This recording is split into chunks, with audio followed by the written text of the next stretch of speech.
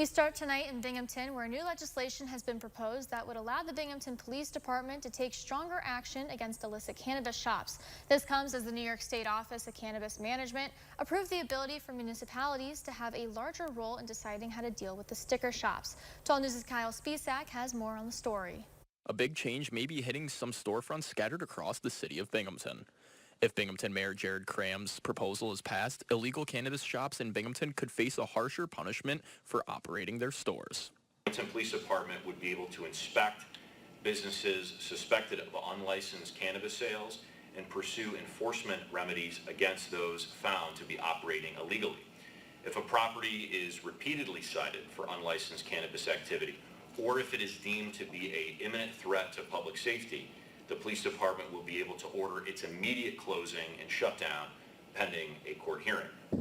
Now, many of you may be wondering, what exactly is a sticker shop? Well, say this right here is a bag of cannabis that is going to be sold at one of these stores. Now, these stores cannot legally sell this to me because they do not have the permits to sell it. So the way that they get around it is you buy what's called a sticker. And by buying this sticker, they then gift this to you on top of your purchase as a sticker, so they get around not actually selling marijuana. But now with the new proposed law, this would mean that sticker shops can no longer operate within the city of Binghamton, and if they are caught multiple times, then their business will be completely shut down from ever reopening.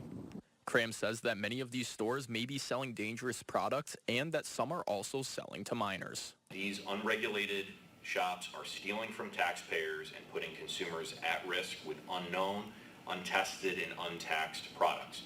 People who patronize these illicit shops may be getting ripped off or buying products that are dangerous. Products are also being sold to minors. The proposed legislation has been sent to Binghamton City Council for consideration. I'm Kyle Spisak, 12 News, Broome County.